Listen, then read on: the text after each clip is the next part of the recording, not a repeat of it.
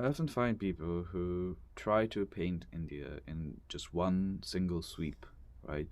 They go to Delhi, or they go to some places nearby, or they would go to probably the other big cities like Mumbai and Bangalore and whatever.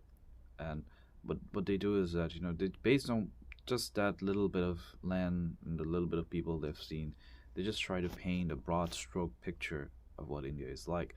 The truth is that, this 1.4 billion, or I don't know what the population number really is, this population is pretty huge.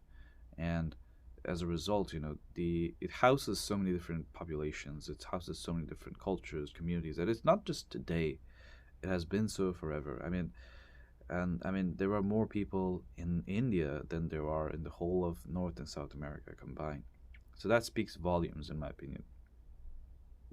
That speaks of the fact that, there is so much of diversity in these lands, and if we do not appreciate that, if we do not appreciate that human heritage, and we just try to paint everyone in a broad stroke of Hindi, Hindu, and all of that, both Indians and non-Indians do this thing, that they try to paint a very broad stroke picture of what India is.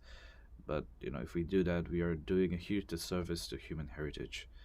And I believe that that should not something that's not something that should be happening. We should not be so, uh, I don't know, like, I mean, we need to educate ourselves, really. Not just about India, but about other countries as well. If you go to Nepal, if you go to Bhutan, if you go to Bangladesh, if you look at Bangladesh as well, look at the Chittagong Hill Tracts, even you look at the linguistic diversity, the cultural diversity within what is known as the Bengalis, you see that there's so much of diversity. And I find it very, I mean, I do not expect right away for any and every person to have an absolute complete idea about these places, but what I want people to know or to understand is that they should read.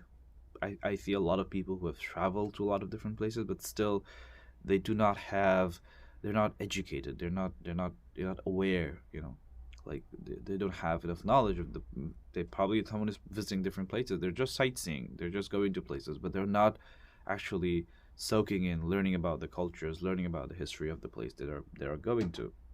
So that, I feel that, it's kind of unfortunate that, that people are so superficial. you know the people need to learn, people need to need to educate themselves.